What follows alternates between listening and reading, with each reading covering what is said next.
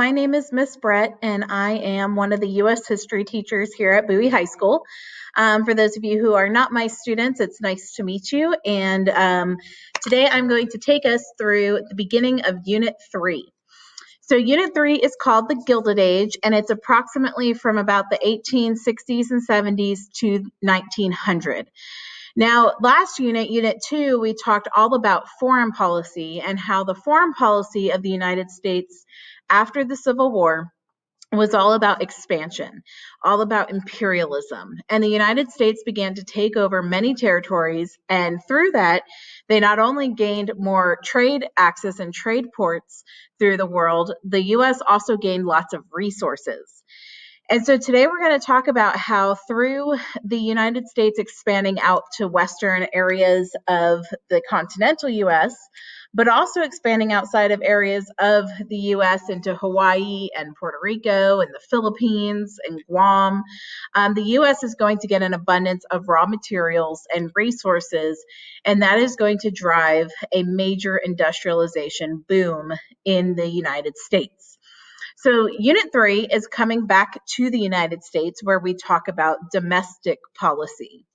Now, domestic policy is anything that's happening at home in the United States. So we're not going to be talking about foreign policy this unit. We're really going to focus on how the U.S., while they're expanding worldwide at the same time, how it's driving industrialization within the country. So first, we're going to talk about this term Gilded Age, what it means, why we call this time period the Gilded Age. It's actually a term that was coined by Mark Twain, where he basically said this was the Gilded Age of the United States. So remember, with notes, basically anything that is in red is definitely crucial information that you want to write down, so you don't have to come back and listen to this lecture again. But that term gilded, think about that term gilded. If you don't know what gilded means, it basically means covered in gold. And what was a very popular trend at this time was jewelers or people who would try to make something look better than it actually was. So we saw times where people took cheap materials like iron or copper and they covered it in gold to make it look more valuable, to make it higher worth and make more money. So that term Gilded Age definitely is a pretty good metaphor for this time period as well. Because what we see in the 1880s and 90s is we see these industrialists who owned companies, who were CEOs, lived extremely lavish lifestyles. The upper class was extremely wealthy. But then we saw a major gap with the people in the lower class, with people who were dealing with poverty. We saw extreme cases of political corruption. And so we always kind of use that phrase, it's shiny on the outside, but rusty on the inside. Because the United States itself as a country was extremely wealthy. The U.S. GDP and production and money was very high compared to the rest of the world. And it caused the U.S. to look super rich. Now, on the outside, people assumed that if they go to America, they will become wealthy as well. And this is going to spur a lot of immigration in this time period. So because the U.S. as a whole was making money and was living this very prosperous time, we looked shiny. We were covered in gold. We were shiny on the outside.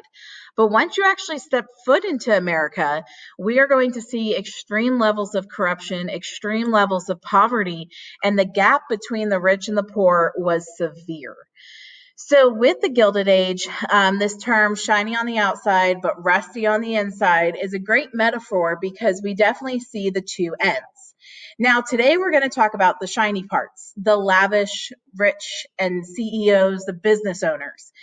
Later in the unit, we're going to talk about the other side and the people who lived in poverty and worked for these CEOs and made them rich while they were suffering from poverty. So with the United States economic system, it is called capitalism, also known as free enterprise. Now, this is an economic system that allows individuals, each person, the freedom to make their own economic decisions. So in the United States, you have the freedom to determine your economic future. If you want to go to college, go to college. If you want to go to trade school, like go to beauty school, cosmetology, or auto mechanics, or plumbing, or welding, you can do whatever you want to do. In the United States, you have economic freedom to make the decisions you want to determine your economic future. Now, what ends up happening is this causes competition. People who are trying to pursue more, or they are pursuing more degrees, are going to become more competitive, and it's kind of like this way of working up the ladder. Okay. Now, with capitalism and with free enterprise, we definitely see that this is not a practice that is in every country. Some countries, the government actually manages who is doing what jobs, right? Like in America, we have an abundance of lawyers. We actually have more lawyers than we have jobs for. But the United States government is not shutting down law schools. They're not stopping people from becoming lawyers because you have free enterprise, the freedom to choose your economic path. However, in other countries where they're more socialist, where the government has more intervention, those countries, they will manage the amount of professions and ensure that everyone will then have a job. So we definitely see the different levels within the United States. It's capitalism, and you have the freedom to basically choose what you want to do. Now, with that being said, not everyone's going to be successful, but it's your freedom. It's your choice. Okay. And there's pros and cons with every single system that exists. So in capitalism, one thing that's definitely for sure is that capitalism creates social classes. Because you have the ability to achieve what you want and to basically make your choices economically, it creates social classes where the people who are going to be able to have college careers, afford college careers. They're going to make their way up the social ladder, where other people who are stuck in poverty, it's hard to basically get out of the situation and move up. So we definitely see the social hierarchy created because of capitalism, where competition exists, right? Like if you want to go and open a shoe store, or you want to open a restaurant, you're more than free to go do so.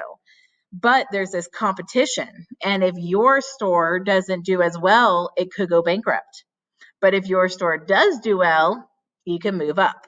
So there's always this risk about competition and within capitalism, but it does definitely create the classes between the rich, the middle, and the poor. So let's talk about how the government it actually acts in a capitalist economy. So in the government, with a capitalist economy, the government is practicing what is called laissez-faire.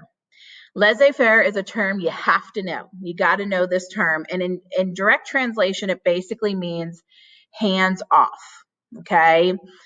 All that means is that the government is going to keep their hands off of business growth. It does not mean the government's not doing anything. That's not true. It just means that the government is not going to intervene in economic affairs. So if a business gets so big that they control everything, the government's not going to stop it. If a business gets so big that they are the only one you can go to buy something, the government isn't going to stop it. So the government, especially at this time, loves big business growth, wants the businesses to get bigger because it's making the country richer. It's making the U.S. stronger. And so the government is saying, do whatever you want. They're keeping their hands off the economy, and they are not regulating. Now, eventually what's going to happen, we're going to talk about in a second, is that some businesses are going to become a monopoly, and the government is not going to do anything about it. So we'll talk about how at this time, the government really stayed out of economic affairs. They did not get involved. They allowed businesses to grow, but we'll talk about how some of this changes, especially towards modern day. Now, another development that becomes very popular and a mentality that becomes very popular is called social Darwinism.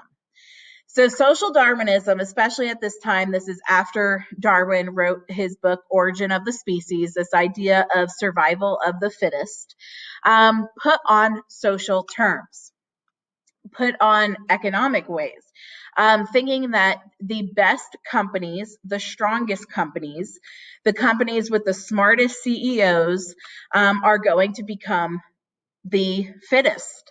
What happens in this time period is small businesses end up going out of business because they can't compete with the big businesses that are growing. So it's this idea that if you were smarter, if you worked harder, if you were stronger, if you were better, your business would prosper. Now, this was also put onto individuals. This idea that if you were poor, you didn't work hard enough, you weren't smart enough, you didn't try hard. So there's this conception that the people who were at the top of the pyramid were the smartest, hardest working people in the country. And we're going to talk about the lower class people and the people in poverty and how there was these assumptions that they didn't work hard enough. But a lot of people who were at the bottom of the pyramid were working 60, 70 hours a week, but they were not making a living wage. So with this social Darwinist attitude, there was no sympathy for people at the bottom, people who were poor, people going bankrupt, because there was this concept of social Darwinism that if you didn't make it, it was your fault. Okay. And we'll talk about how this mentality was definitely going to cause a lot of lack of empathy for the people who were in poverty. So let's talk about a monopoly, because this ends up happening with our companies. The fact that the government is staying out, social Darwinism, the companies are competing with each other and causing others to go out of business. And what we end up seeing is a rise of monopolies. Now, a monopoly is a company that owns and dominates one industry. They are the only person, the only company you can go to for that good. So we're going to see at this time oil. Oil is going to be monopolized. You could only buy gas from one company. We're going to see this happen to steel. We're going to see this happen to other industries where you could only go to one company. Now, I want you to think, what are some disadvantages or problems if you only had one person to go to buy gas? If only one person owned all the gas, what could they do to the price, right? They could do whatever they want. They can raise the price, and then it hurts the consumers. The people at the bottom of the pyramid who need to buy gas, they're not going to be able to afford it. Okay. But on the flip side, the positive is that this monopoly is super wealthy and it's making tons of money for the country. So, like I said, with laissez-faire, the government's not stopping these monopolies. The government is allowing them to exist. They don't care that there's only one company to go to, and the people at the bottom are going to get frustrated. So let's talk about the types of monopolies. I'm basically going to tell you how you can create a monopoly, okay? Although today it is illegal. So with this, horizontal integration is kind of the most common one. So horizontal, remember, is a flat line, okay, left to right. And a horizontal integration basically means that you are buying out your competitors. So I want you to imagine that you decided that for dinner or for lunch, you are going to go buy a cheeseburger. Now you have to decide where you're going to go. Think of all the places you can buy a cheeseburger, right? You got P. Terry's, you got Whataburger, you got In-N-Out, you got Sonic, you got McDonald's, you got Burger King.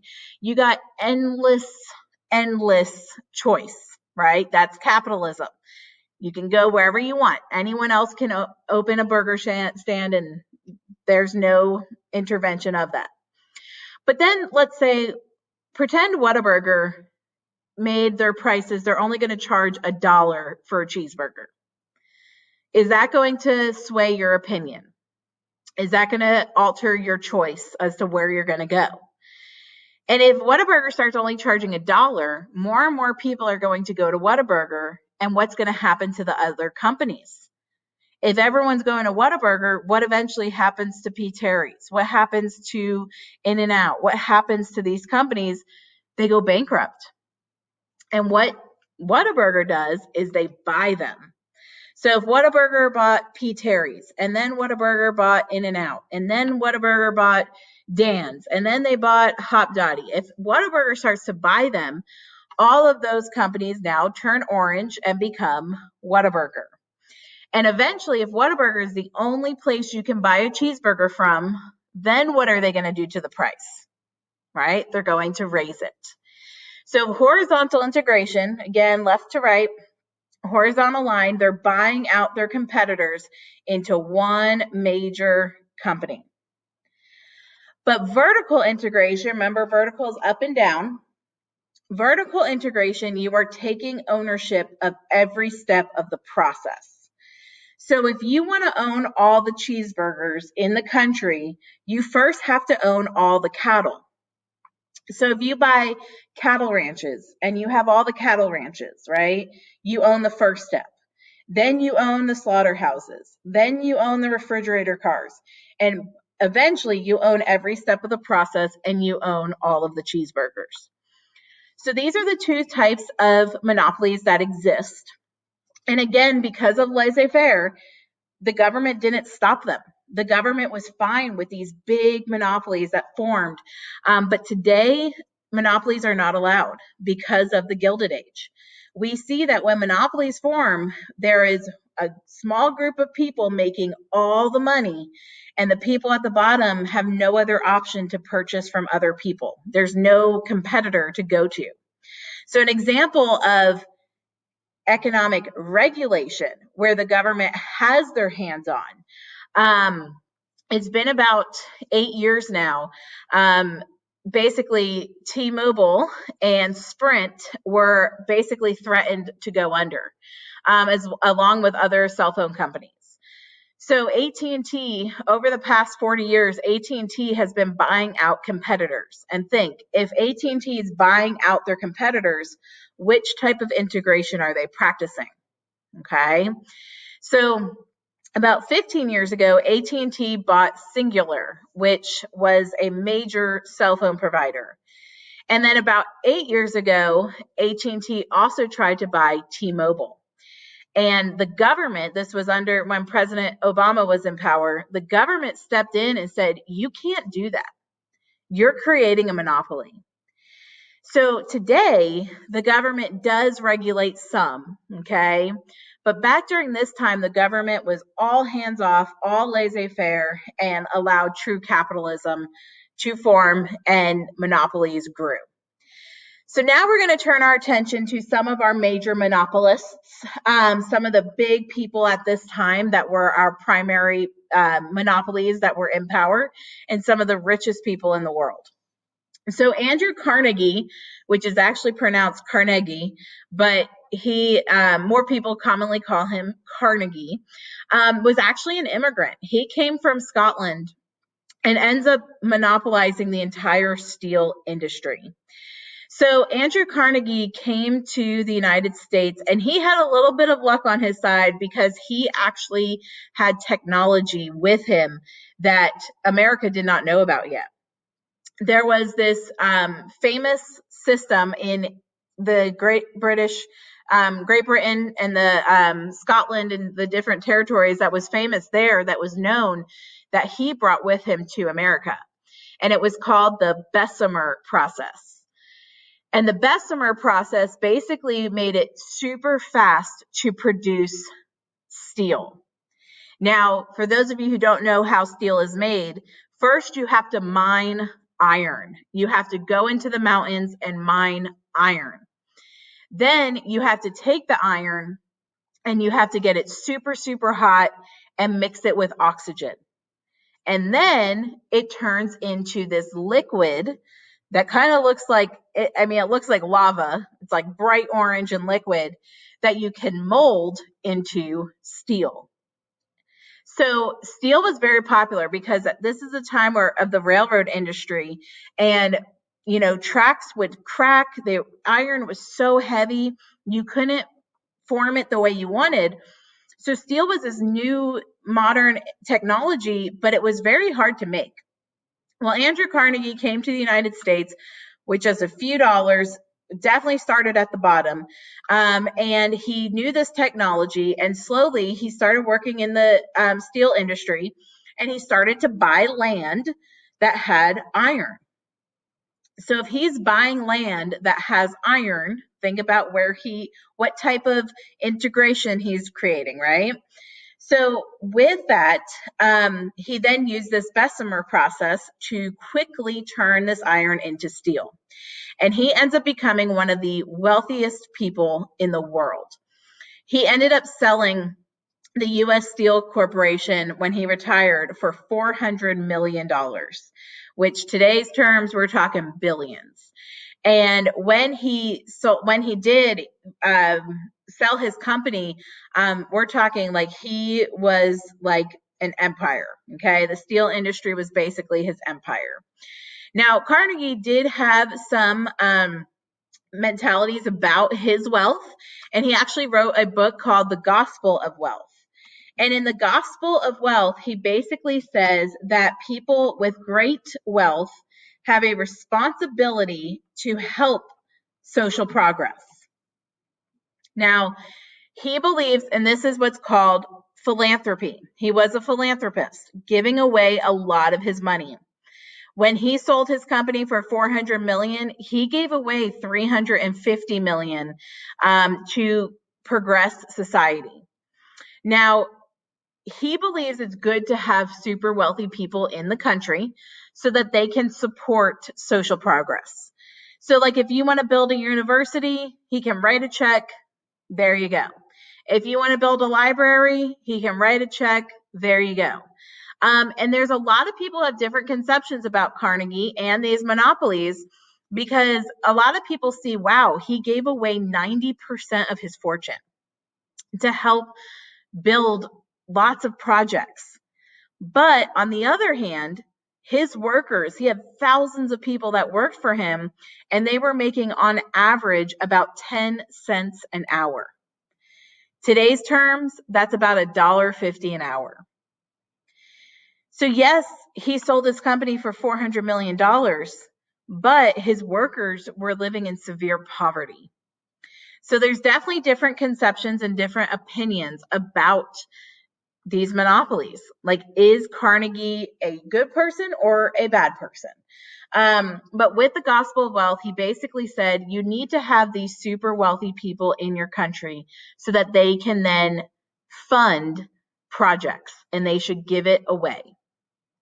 So with that being said, we also have John D. Rockefeller. And John D. Rockefeller is going to end up being basically the owner of oil. Rockefeller started off basically just as a pretty average middle-class person. He found oil in Texas, in Spindletop, Texas, out by Beaumont. And he actually did vertical and horizontal integration. He ended up not only finding oil and then also going to the source and buying land. He also started to buy out his competitors. And his competitors, they ended up forming into one trust, one company called the Standard Oil Company. Now, the oil industry, used for trains, and at this time we're starting to see cars, we're eventually getting planes. The oil industry became super, super, super necessary to help with machinery. And so John D. Rockefeller is argued to be the wealthiest person that ever walked the face of the earth. Wealthier than Bezos, wealthier than some, and again, it's hard to argue because we weren't able to measure riches like we do today. But he was about 4 times wealthier than Jeff Bezos today, the owner of Amazon. So John D. Rockefeller, having this huge conglomerate of oil, is going to make money.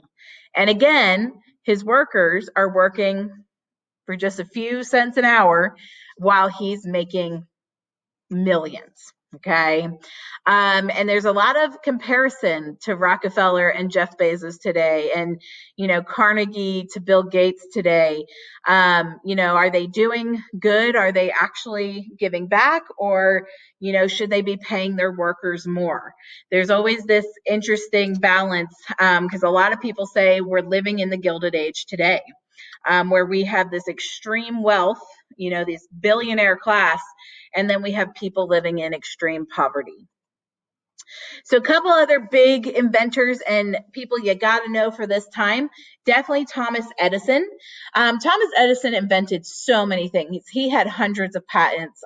He created the phonograph to be able to play music, started to develop like video cameras. But one of the things that he's most known for is the light bulb. And I know there's lots of different theories and arguments out there that he, in fact, did not invent the light bulb, but he did. He's credited with it.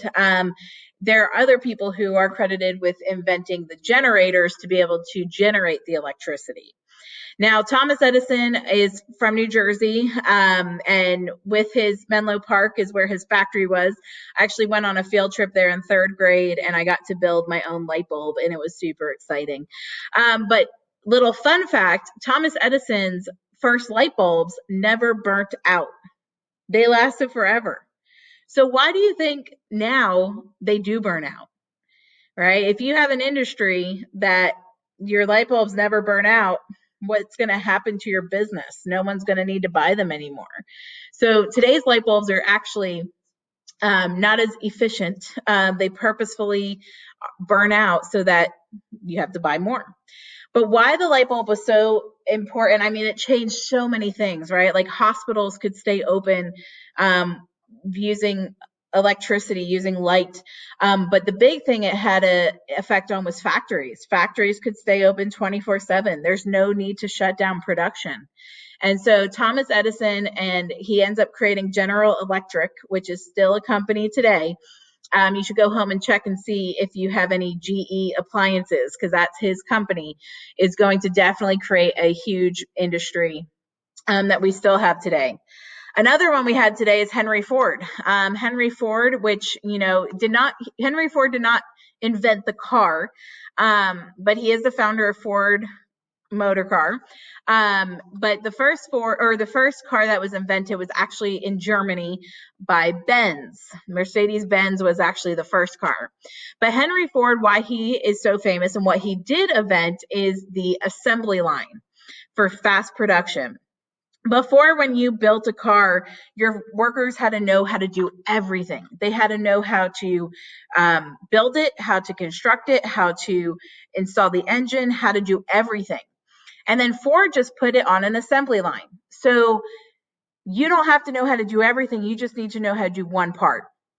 Now, this made production really fast, but it also made the work very dull. Like if your job is to install, like attach tires to a car for 10 hours a day, you don't feel very productive. You don't feel very valued, and you're easy to replace. So if these workers ever went on strike, I mean, Henry Ford and all these other CEOs could just easily go replace you, because they can train you in like 30 minutes of how to install tires, and then you don't get a pay wage or a wage increase. You're kind of seen as expendable. They don't need you as much. So this is going to become an issue when we see the lower class demanding from the higher class. And we see this with the wealthy, the Carnegie and Rockefeller and Edison and Ford. They're making millions, but their workers are getting paid on average about 10 cents an hour. There was no minimum wage at this time. There was no anti-discrimination laws, so people of color and women got paid even less. And so we definitely see that today was all about the wealth, the big money, growth of monopolies, growth of industry. But next we're going to talk about the people at the bottom, who worked for these people and the living situations that they lived in. So what you're doing for the rest of class is to watch a video that's actually going to preview all the topics we're going to talk about today. So throughout the video, make sure you're paying attention. A lot of it's review of what we talked about today, but then the rest is a preview of what to expect for the rest of the unit and just give you an idea of the different topics we're going to cover. So if you have any questions about today, of course, make sure you ask. And I look forward to talking about the Gilded Age with y'all.